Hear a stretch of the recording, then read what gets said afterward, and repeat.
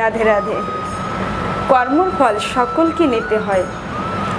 যে সময় ব্রজধাম ছেড়ে ভগবান শ্রীকৃষ্ণ তিনি মথুরায় গিয়েছেন, কংসকে বধ করলেন।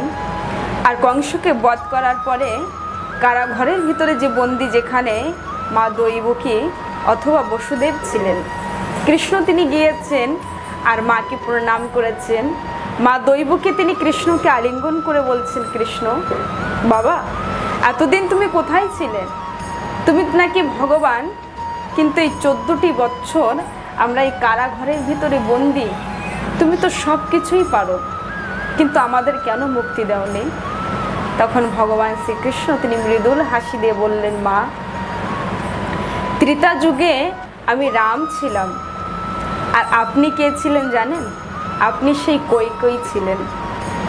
আমাকে 14 বছর বনবাস দিয়েছিলেন, তাই 14 বছর তো আপনাকে কষ্ট পেতেই হবে, আমার থেকে দূরে থাকতেই হবে। তখন মা দৈবকী তিনি বলছেন, আচ্ছা আমি সেই কৈকেয়ী, তাহলে এখন কৌশল্যা কোথায় আছে?